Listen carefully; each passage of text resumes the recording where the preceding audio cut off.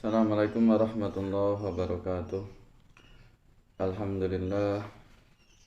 Wassalatu wassalamu ala rasulillah Muhammad ibn Abdullah. Asyhadu an la ilaha illallah wa asyhadu anna Muhammadan abduhu rasuluh.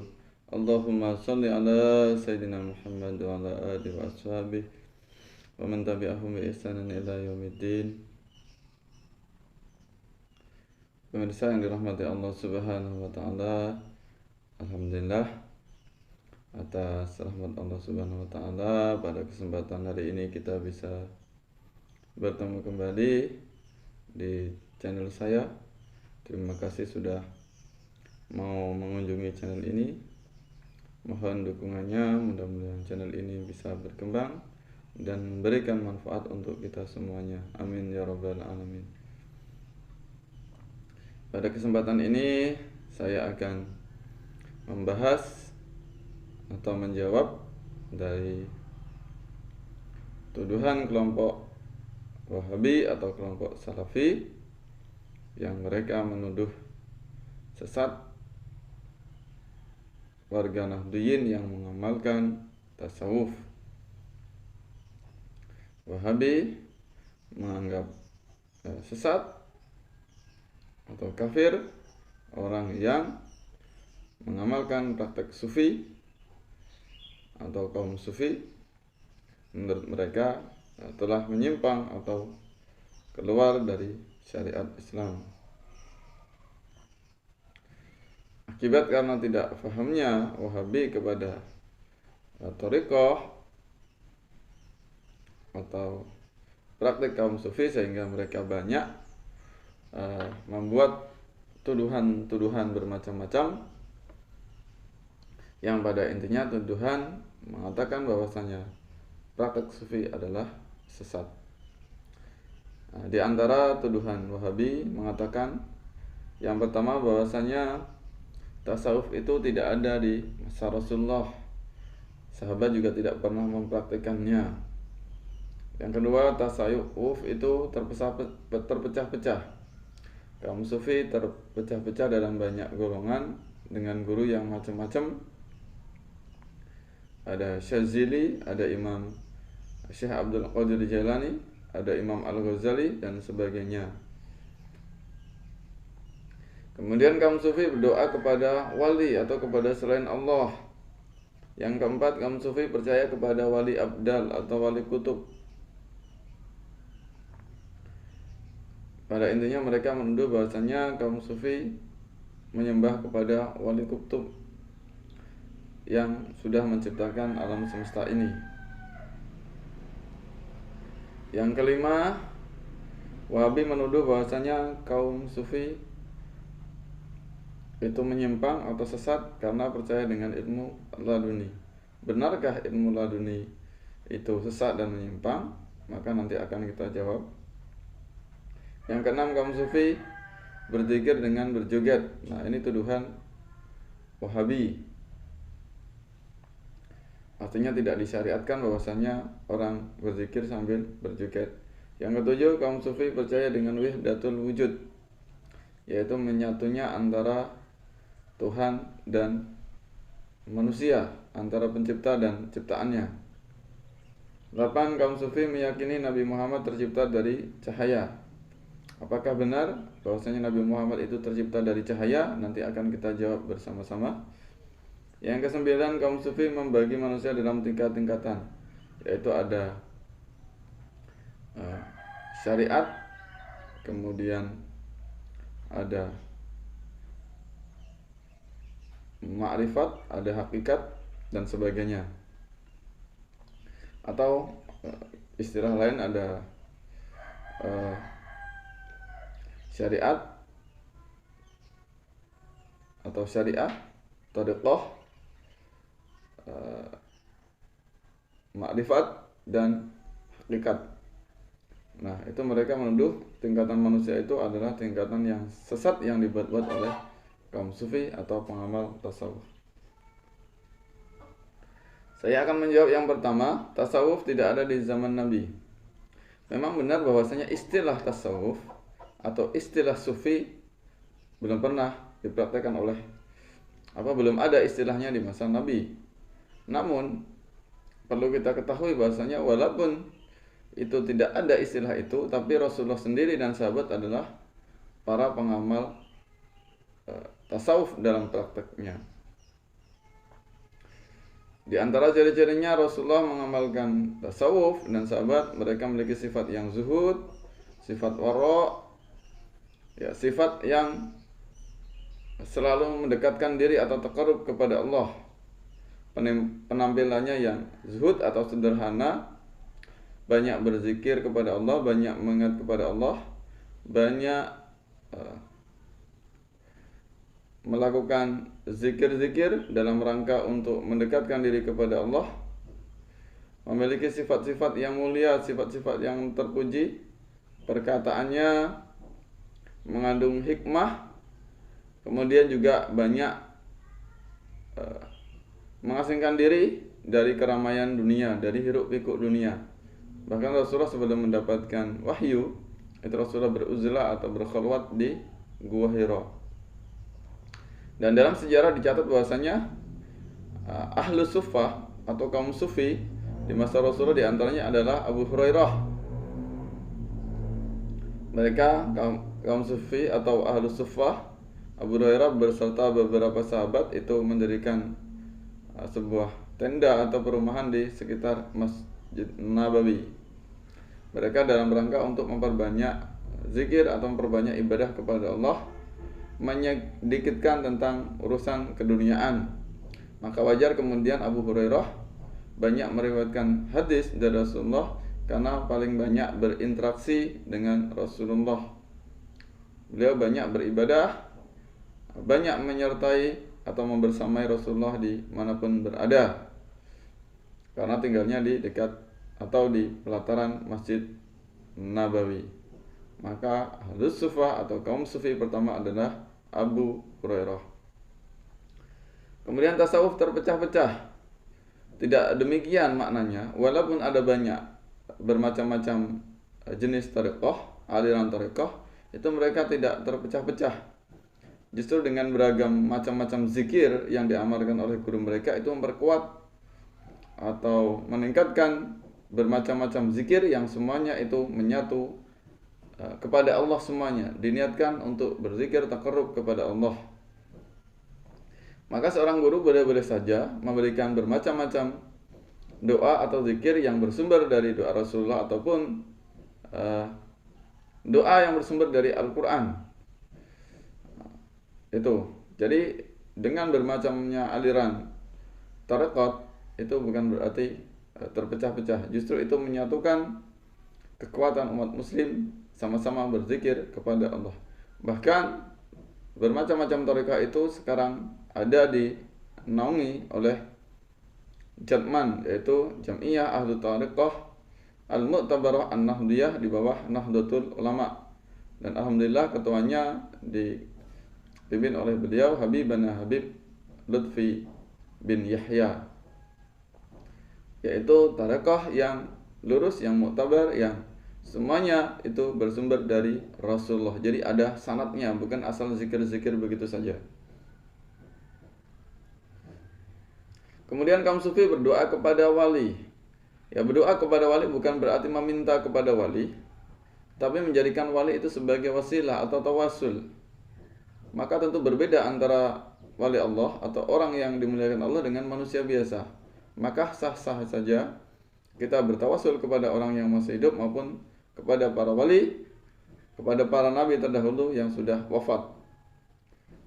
Di Al-Quran disebutkan, ala inna awliya Allah la khawfun alaihim wa lahum yahzanun.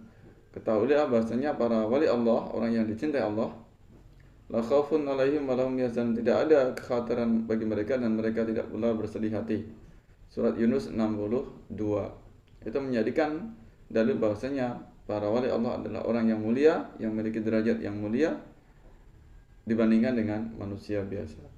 Maka dengan kecintaan kita kepada para wali itu sebagai wasilah, mudah-mudahan dengan kecintaan kita kepada mereka, doa kita diijabah oleh Allah.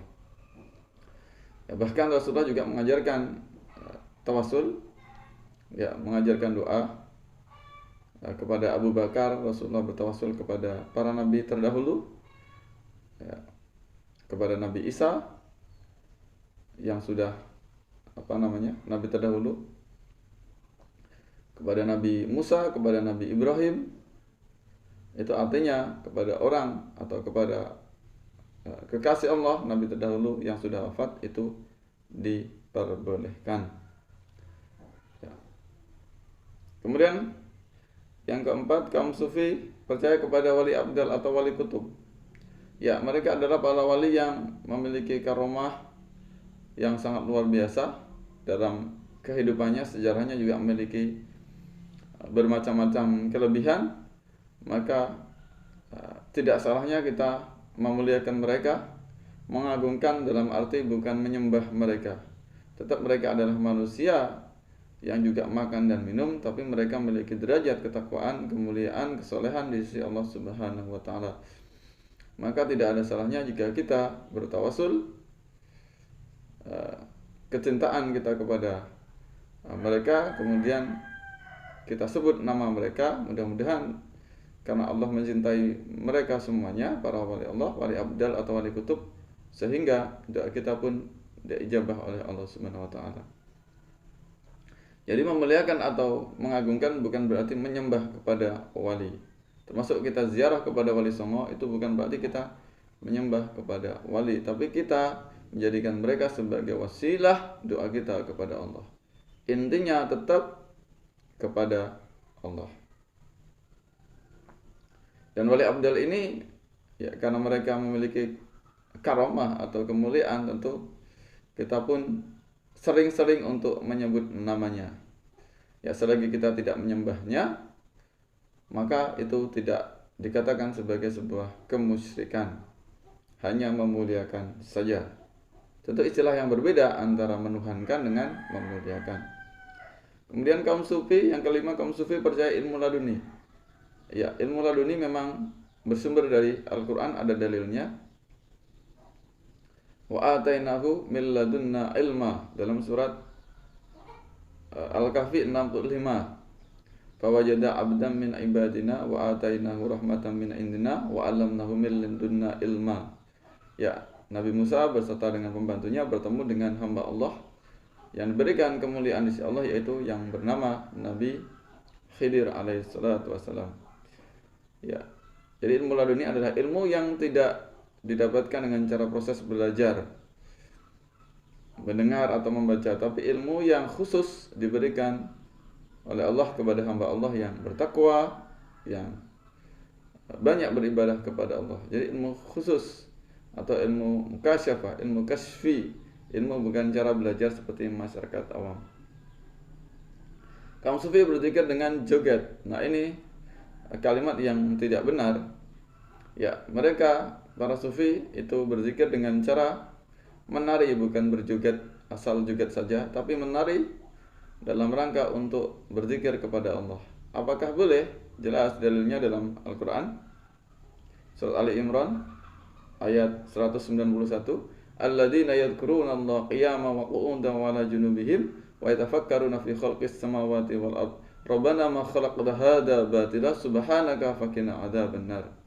Yaitu orang yang senantiasa mengingat Allah qiyaman, berdiri, wa qu'udan, duduk, wala junubihim, kemudian sambil berbaring. Artinya kita zikir kepada Allah boleh dalam keadaan berdiri, bahkan beraktivitas kita lakukan. Selagi itu kita mendekatkan diri, ya, pemikiran kita fokus kepada Allah, maka itu boleh-boleh saja. Maka wajar kemudian dalam dunia sufi ada namanya tari sufi, tari yang diajarkan oleh Maulana Rumi. Maka itu juga tarinya bukan tari mengumbar aurat atau tari yang mengundang seksual atau birahi, tapi tari yang pelan, hanya memutar saja, kemudian dalam rangka untuk makrifat kepada Allah, zikir kepada Allah. Maka sambil berdiri atau menggerak-gerakkan kepala, menggeleng-gelengkan kepala, itu diperbolehkan. Zikir bukan hanya diam saja, atau zikir bukan hanya saat setelah sholat saja. Yang ketujuh, kaum sufi percaya wahdatul wujud. Nah, ini ada salah faham. Kelompok Wahabi mengatakan bahwasanya wahdatul wujud ini menyatunya antara Tuhan dengan manusia, maka ini sebuah fitnah atau tuduhan keji. Seperti Ibnu Arabi, ya, itu tidak mengatakan semacam itu. Wahdatul wujud yaitu menyatunya sifat-sifat ilahiyah, sifat-sifat rahimnya Allah itu diserap atau emanasi, transfer kepada manusia. Jadi wahdatul wujud itu bukan dalam bentuk fisik, tapi sifat-sifat kebaikan, sifat-sifat keagungan Allah, sifat Rahman, sifat Latif, sifat Rahim, ya, maha lembut dan sebagainya, itu kita serap, emanasi, kita transportasi sifat rahmahnya Allah itu dalam perilaku kita, sehingga sikap kita dalam keseharian itu menyerap dari sifat-sifat rahmannya Allah, sifat belas kasihnya Allah. Nah, itu yang dimaksud dengan wahdatul wujud. Kemudian yang ke-8, kaum sufi meyakini Nabi Muhammad tercipta dari cahaya. Ada banyak dalil yang mengatakan sebelum ada alam semesta ini Allah menciptakan nur Nabi Muhammad, karena memang Allah tujuannya menciptakan alam semesta ini adalah ingin mengagungkan hamba Allah yang agung, yang mulia, Sayyidul Anbiya wal Mursalin, penghulu para nabi dan rasul, yaitu Nabi Muhammad sallallahu alaihi wasallam. Jadi intinya itu, walaupun secara fisik belum tercipta, tapi nur ruh atau nur atau cahaya dari Rasulullah itu sudah ada, sudah tersimpan di Lauhil Mahfuz. Hanya memang ketika telah selesai proses turunnya para nabi dan rasul, ya, jasad Rasulullah diciptakan yang terakhir. Jadi intinya memang benar bahwasanya sebelum menciptakan alam semesta ini Allah sudah menciptakan nur Rasulullah, atau Rasulullah tercipta dari nur atau dari cahaya, bukan dalam bentuk fisiknya, ya. Kemudian yang ke-9, kaum sufi membagi manusia dalam 3 tingkatan. Ya, ada thariqah, ada apalagi ma'rifah dan hakikat. Maka tingkatan-tingkatan itu adalah tingkatan dalam rangka makom kita atau derajat kita kepada Allah. Maka para salik atau para penempuh jalan sufi itu mereka mempunyai wirid-wirid atau zikir, bacaan tertentu dalam rangka pengosongan pemikiran dari hiruk pikuk dunia. Jadi membaca ayat Al-Quran atau zikir-zikir tertentu dalam rangka tazkiyatun nafas, membersihkan dari sifat-sifat hati yang buruk, yang kotor. Makanya para sufi itu kalamnya atau perkataannya itu semuanya mengandung hikmah. Singkat saja mereka berkata itu semuanya perkataannya mengandung hikmah. Hatinya senantiasa halus, lembut, perkataannya tidak kasar, ya. Maka mereka senantiasa menjadi teladan bagi manusia, menebar kedamaian.